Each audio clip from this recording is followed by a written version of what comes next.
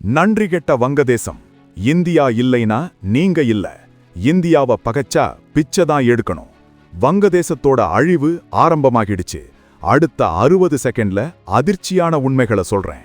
இப்ப வங்கதேசத்துல நடக்கிறது சட்டம் ஒழுங்கு இல்ல, ஒரு அப்பட்டமான காட்டாட்சி. சிறுபான்மையினர் மேல நடக்கிற வன்முறை உலகத்தையே உலுக்கி இருக்கு. ஆனா உண்மை என்ன தெரியுமா? காசாவுக்காக கதறின நம்ம ஊர் அறிவுஜீவிகள் இப்ப வங்கதேச இந்துக்கள் கொல்லப்படும்போது ஏன் மௌனமா இருக்காங்க? இதுதான் இவங்களோட இரட்டை வேஷம்.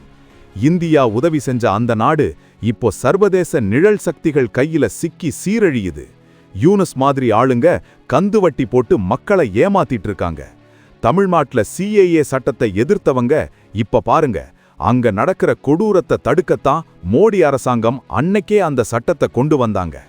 இந்தியாவோட UPI வளர்ச்சி, பிரம்மோஸ் ஏவுகணை ஏற்றுமதிய பார்த்து உலக நாடுகள் அஞ்சுது.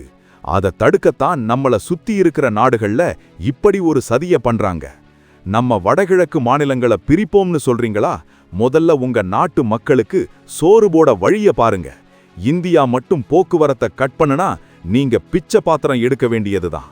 அடடா, என்ன ஒரு திமிரு! இந்தியாவை யாராலும் அசைக்க முடியாது. இது புது இந்தியா. எல்லை பாதுகாப்பு பலமாயிருக்கு.